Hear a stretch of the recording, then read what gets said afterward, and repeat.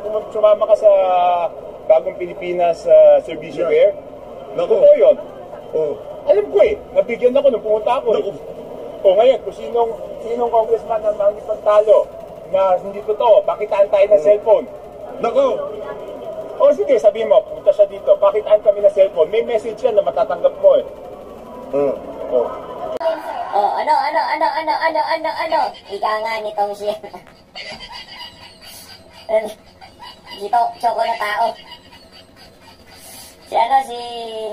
Si Bina, ano? O ano kayo ngayon, umamin na si Tobit Yanko. Na meron talaga ginang-ganyan. 7-7 scheme.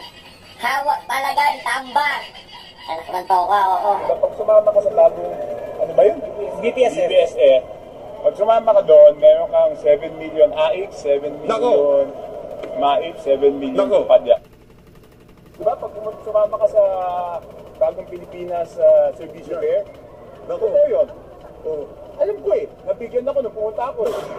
O ngayon, kung sinong congressman ang makikipagtalo na hindi totoo, pakitaan tayo ng cellphone. Eh, yan yung ano, diba? Pag sumama ka sa bagong, ano ba yun? BPSF. BPSF. Pag sumama ka doon, meron kang 7 million AIC, 7 Nako. million MAIC, 7 million Nako. Padyata.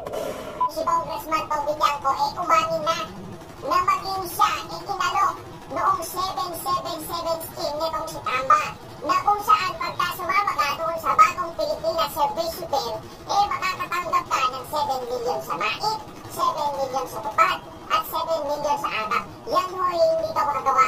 Hinamon ho nitong si Congressman Tobit Yanko yung mga kasama niyang congressman dyan sa House of Representatives na magpalitaan sila ng telepono na kung saan makikita ang group message ng mga congressman na yan na talagang meron silang pinag-uusapan kaugnay dyan sa 7-7 scheme na yan. Ano ko lang, 7-7 scheme ito ba yung pinabanggit ko? Totoo. Diba? Pag sumama ka sa Bagong Pilipinas Servicio Fair? Naku. Totoo yun. Oh. Alam ko eh, nabigyan ako nung pumunta ako eh. Naku. O ngayon, kung sinong congressman ang makikipagtalo na hindi totoo, pakitaan tayo ng cellphone.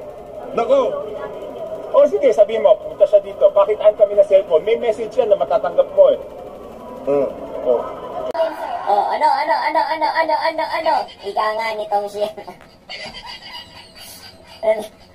Dito, tsoko na tao. Si Bina, ano? O ano kayo ngayon, umamin na si